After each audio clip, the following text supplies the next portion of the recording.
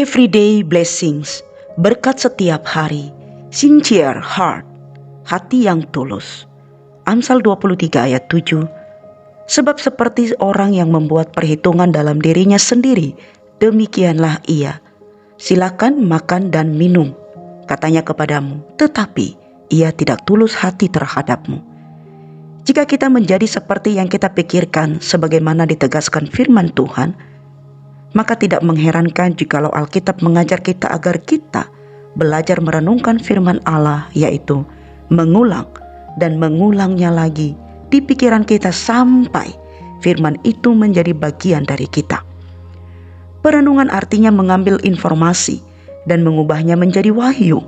Salah satu masalah yang orang Kristen miliki adalah ada begitu banyak informasi yang tersedia untuk kita sekarang, sehingga kita hanya berhenti pada informasi tersebut dan tak pernah sungguh-sungguh mempelajari satu hal cukup lama hingga itu berubah menjadi wahyu. Yang memerdekakan kita bukanlah informasi, tetapi wahyu. Yang akan menolong kita bukanlah yang diketahui orang lain, tapi apa yang kita tahu.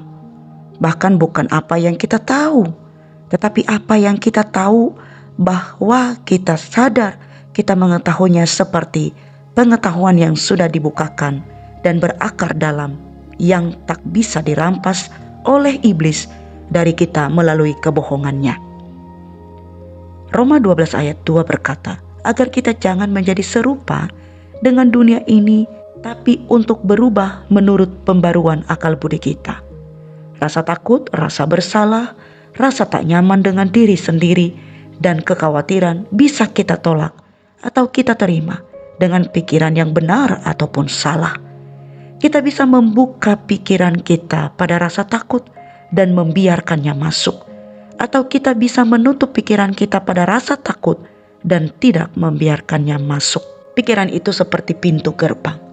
Saat musuh mencoba masuk dengan pikiran yang merugikan kita atau melawan kehendak Allah, kita perlu belajar bagaimana menutup pikiran kita terhadapnya, lalu berkata, tidak adalah kata penting yang mesti dipelajari oleh orang Kristen. Tapi hindarilah soal-soal yang dicari-cari, yang bodoh dan tidak layak.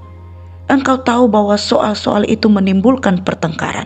2 Timotius 2 ayat 23. Tutuplah pikiran kita dari gosip, fitnah, dan dari gagasan bahwa jika orang berbeda pendapat dengan kita, itu pastilah pendapat yang salah dan juga pikiran-pikiran lain yang tidak membangun, yang menghasilkan pertengkaran.